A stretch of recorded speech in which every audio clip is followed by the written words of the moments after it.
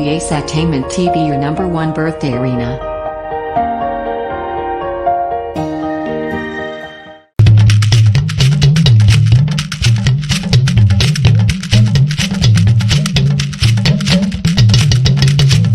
Ògúnmọ́lá ìtùnú ló sọjọ́ ìbí.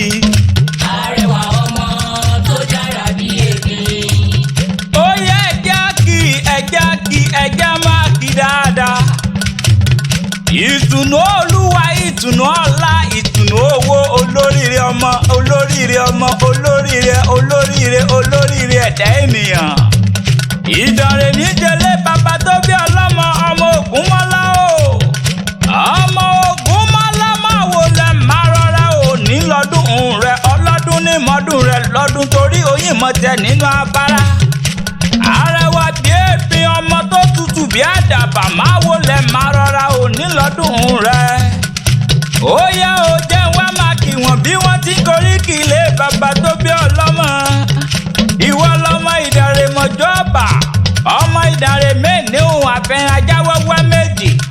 Ọmọ fìlà méjì ojú ṣoge ńlẹ̀, ọmọ amúgbàbùwò, ọmọ oníbò owó àtàn àtànbẹ̀, ọmọ alágbàdà tó sowó lọ́nà àbàdà. Ọmọ apàdán jẹ́ ọmọ apàdán fò làlàlà, ọmọ apàdán ṣẹ̀bọ̀, ọmọ aládàn funfun lórí òkè. Ìwọ lọmọ eléwúta abìdí pupu lórí òkè òkúta.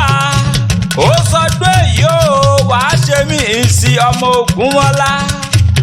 Àfẹ́sọ́nà rẹ ló ní máa kí ọ̀rọ̀ pọ̀pù súyì, ó ní kí ọ dáadáa. Ó ní kí ọ̀pọ̀ òkú ọdún ọjọ́ ìbí tòní o. Àṣeyí dàmọ́dún, àṣàmọ́dún sẹ̀mí. Ọdọọdún báyìí ló mọ̀ bẹ́ẹ̀ torí ọdọọdún ní sákóruwé, ọdọọdún lèrú wá ń wà. Ó ní bá wọn tẹ́jú lẹ̀ mọ́lẹ̀. Àwọ̀ títò tó bá mú wálé ayé ló máa mú padà lọ sóde ọ̀run. Bó bá ti ń lọ re ló máa bọ̀ re lágbára lọ́wọ́ Ọlọ́run ọba mi òkè. Ìwọ ò ní bá wọn tẹ́jú lẹ̀ mọ́lẹ̀ lágbára Elédùmarè ọba mi, ayúnlọ ayúnbọ̀ lọ́wọ́ yẹnu. Bóyin bá jẹ́ tó yẹn padà sínú kókó ògì, bá fẹ̀rẹ̀ bòjò bá jẹ tán á fẹ̀rẹ̀ bòjò á padà sínú sàrẹ̀ tó kọ́lé sí. Àpáta ewì mo ṣe tán mò ń rebi tá a forí mi sọlẹ̀ sí níbi ojúmọ́ ti mọ́ dé gbogbo lẹ̀kílẹ̀.